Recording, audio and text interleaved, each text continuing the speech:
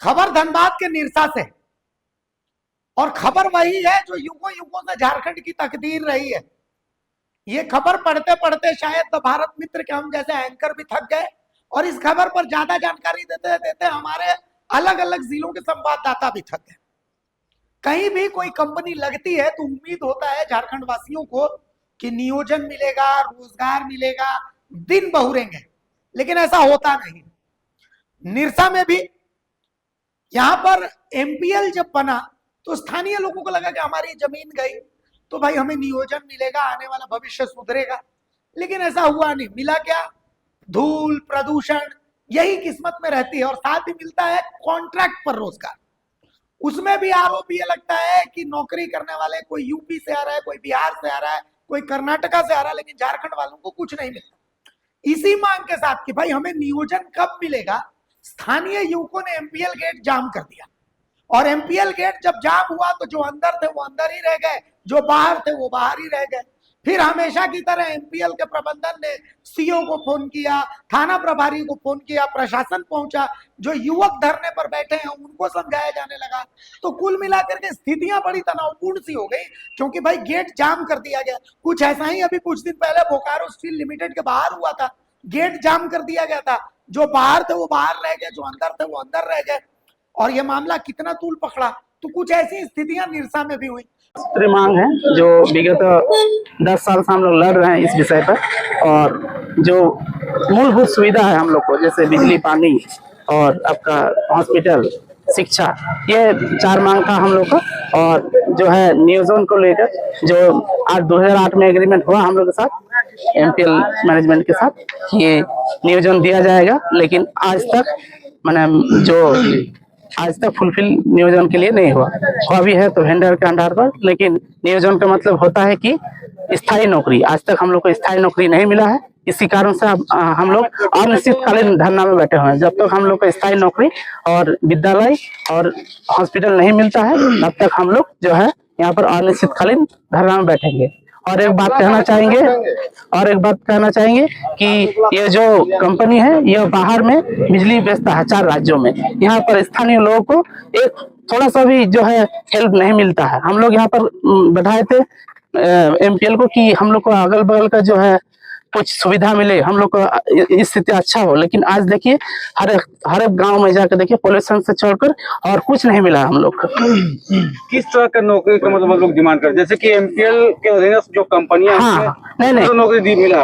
नहीं, हम लोग का जो एग्रीमेंट है वो था स्थायी नौकरी। ये जो मिला हम लोग को अस्थायी मिला है, ठेकेदार के अंडर पर 2 महीना का गेट पास, 3 महीना का गेट पास, इस तरह का। लेकिन स्थायी नौकरी का मतलब स्थायी परमानेंट जॉब होता है, नौकरी का मतलब ठेकेदार के अंडर में नहीं होता है। तो एमपीएल अधिकारी से अभी तक कुछ वार्ता आप लोग का हुआ क्या? अभी 1 महीना पहले हुआ था, लेकिन वो वार्ता विफल रहा, जो कि एएलसी के ऑफिस में हुआ था धनबाद में। अभी सीओ साहब आए हुए हैं, देखते हैं क्या होता है। ये 6 सूत्री मांग क्या है?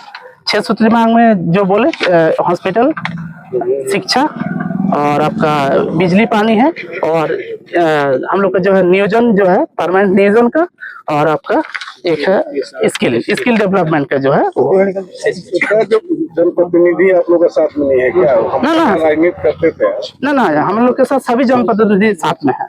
दिख तो नहीं रहे धरना प्रदर्शन? नहीं, धरना प्रदर्शन तो वर्कर का ही करना पड़ता है, जनप्रतिनिधि धरना प्रदर्शन नहीं करता। ये मजदूरों की लड़ाई है, और जितना भी पदाधिकारी है, नेतागण, सब हमारे साथ में है। क्या कुछ है इस पर ज्यादा जानकारी देने के लिए सहयोगी संतोष हमारे साथ फोन लाइन पर जुड़े हुए हैं। एक बार उनका भी हम रुख करते हैं। संतोष, क्या हुआ निरसा में? क्या यही मांगे हैं जो हमेशा से रही है? ज्यादा जानकारी दीजिए।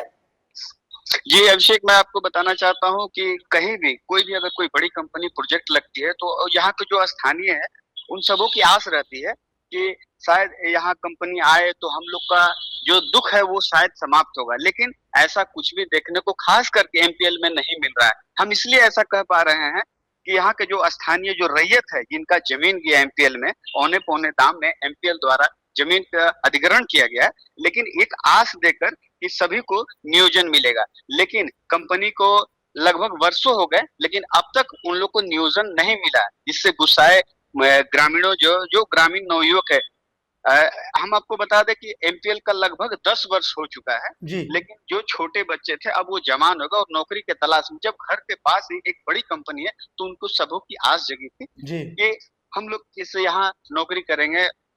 इसी को लेकर आज उन लोग के कंपनी को वादा खिलाफी जो है, कंपनी वादा खिलाफी कर रही, इस वजह से उन लोग का गुस्सा फूट पड़ा और आंदोलन पर बैठ गया। कई मांगे हैं, 6 सूत्री मांगे, लेकिन कुछ मांगे उनकी मैं जायज समझता हूँ। जी अभिषेक जी तो अभी तक फिलहाल क्या चल रहा है? प्रशासन पहुंची, खबर तो यही है सीईओ वगैरह सब पहुंचे, तो उन लोगों को जब समझाया गया तो क्या अभी गेट जाम है या खुला? अभी तक फिलहाल गेट जाम है और प्रशासन के जो वहाँ प्रशासनिक अधिकारी हैं, चाहे सीईओ हो, बीडीओ हो, निरसा थाना हो, सभी वहाँ पहुंचे और सभी लोग वो लोग जिद पे अड़े हुए हैं स्थानीय की, जब तक नियोजन की मांग हमारी नहीं मांगी गई है तब तक हम धरना पे बैठे रहेंगे। अभी खबर ये भी आ रही है कि धनबाद सांसद ढुलू महतो अभी मौके पर पहुंचने वाले हैं। जी अभिषेक, चलिए बहुत शुक्रिया, आप नजर बनाए रखिए संतोष, हम भी इसमें अपडेट आपसे लेते रहेंगे। बहुत शुक्रिया आपका। तो देखिए मांगे वही है जो युगों से झारखंड वासियों की मांग रही है कि भाई नियोजन चाहिए, नौकरी चाहिए। कोई भी आप ही के घर के बगल में अगर आपकी जमीन पर आप अपना जमीन देते हैं, कंपनी लगती है, तो आपके मन में भी होता है कि जमीन के बदले औने पौने दाम पर जो जमीन बिकती है, तो भाई जमीन अधिग्रहण हुआ है तो नियोजन मिलेगा। तो युवाओं की मांग कुछ गलत तो है नहीं। अगर आपने कंपनी लगाई हमारी जमीन पर तो नियोजन आप थोड़ी पाकिस्तान के लोगों को देंगे, नियोजन भी तो हमको देना ही पड़ेगा।